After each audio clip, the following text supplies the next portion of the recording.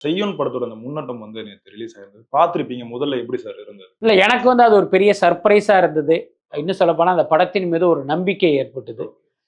அதுக்கப்புறம் நம்ம சிவகார்த்திகேயனை பல்வேறு சந்தர்ப்பங்கள்ல நம்ம விமர்சனம் செய்தாலும், அவருடைய அந்த கரியரை வந்து அவரு பிளான் பண்ணது வந்து உண்மையிலேயே வந்து ஒரு பாராட்டத்தக்க விஷயமா தான் இருக்கு. ரொம்ப வெளிப்படையா சொல்லணும்னா, விஜய் வந்து அரசியலுக்கு போயிட்டாரு. அஜித் கார் ஓட்ட போயிட்டாரு. எப்ப இந்த பக்கம் வருவாருன்னே தெரியாது. அப்ப அந்த முதலிடம்ங்கிறது வெற்றிடமா தான் இருக்கு. அப்ப அந்த இடத்த நாம ரீச் பண்ணணும் அப்படிங்கிற எண்ணத்தில் அவருடைய ஒவ்வொரு ப்ராஜெக்டையுமே அவர் டிசைன் பண்றாரு. இந்த படம் பார்த்தீங்கன்னா, நிச்சயமாக ஒரு வெற்றி படமாவதற்கான எல்லா அம்சங்களும் இந்த படத்துல இருக்கும் அப்படிங்கிற ஒரு நம்பிக்கையை ஏற்படுத்துற மாரி அது இருக்கு.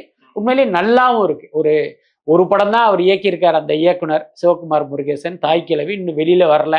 ஆனா அது வெளிவருவதற்கு முன்பே ராஜ்கமல் நிறுவனத்துல சிவகார்த்திகேயனை வைத்து இயக்கிற வாய்ப்பை அவர் பெற்றிருக்கார் அப்படின்னா, அவர் மீதும் அவர் சொன்ன கதை மீதும் வந்து இவங்க எந்த அளவுக்கு நம்பிக்கை வச்சிருக்காங்கிறத நம்மளால புரிஞ்சுக்க முடியுது. நிச்சயமாக சிவகார்த்திகேயனுடைய கரியர்ல இது ரொம்ப ஒரு முக்கியமான படமா இருக்கும்னு நினைக்கிறேன்.